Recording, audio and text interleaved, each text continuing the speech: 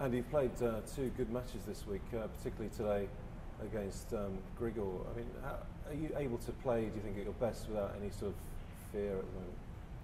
Yeah, I think, I mean, that's one of the benefits of playing a lot of matches is that, you know, when you start a tournament, you're already match tight. It can take a bit of time to get used to the conditions, but you don't have to get yourself back into sort of, I don't know, match playing mode, which is the case sometimes if you take 3 or 4 weeks off it. The first few rounds can be hard, but yeah, I've enjoyed the last few weeks playing a lot, and I can go onto the court knowing that I'm match tight and I'm making good decisions out there.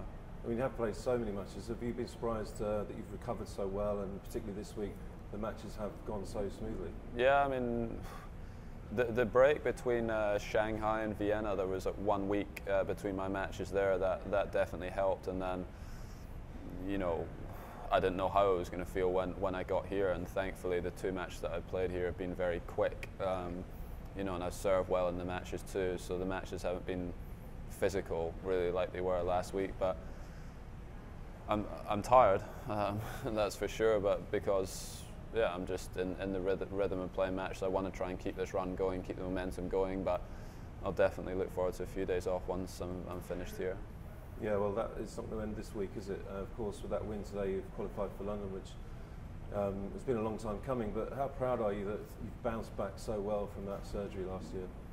Yeah, it's been a nice few weeks, really, but the year as a whole, it's been a hard year. And coming back from a surgery is not easy, and the first few months of this year were especially tough for me, physically and mentally as well, because, you know, my back was still a little bit sore, and it still takes time for your body to recover from a surgery. You don't just wake up after surgery and feel great.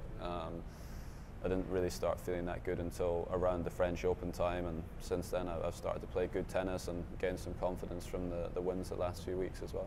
Do you think maybe it's a measure of how well you've done the last few years, that you've maybe not been given as much credit as how well you've done this year?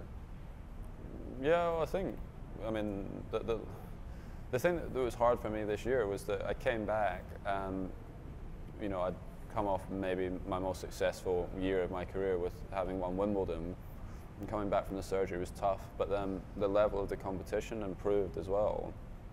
The younger guys aren't so young anymore. They've all been extremely consistent this year. Grigor, Raonic, Nishikori's made some big improvements this year too. So the depth of the top players has got better, and their consistency as well. And yeah, it's been a tough year, but thankfully I've managed to kind of turn it around these last few months and turned it into a good one. And I mean, you were missed at the O2 last year, and kind of being the form guy right now, do you think you're going to also have to deal with that extra pressure from being at home and kind of expectation of how well you might do? Well, I mean, the pressure is really always there, regardless of where you play. I mean, most of the players put pressure on themselves to perform as well, but, you know, I've given myself an opportunity there to go in match tight, you know, if a little bit tired, to go in there and hopefully play some good tennis, and, you know, so it's a great way to finish the year regardless of how it goes there. I'd still say that Roger and Novak would go in as the main two, but behind them, there's no reason why I can't be pushing to have a good event there.